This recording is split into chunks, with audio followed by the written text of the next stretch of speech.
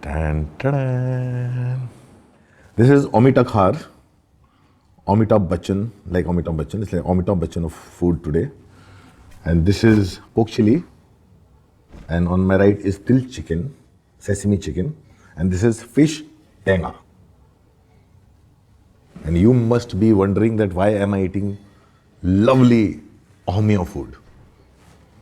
Because for the first time I'm presenting an Assamese film, which is all about love and food. And it's called Amis.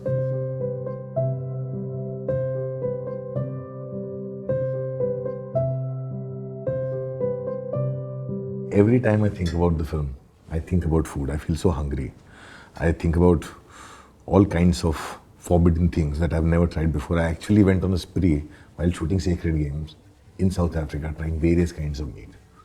That was all because of Amis.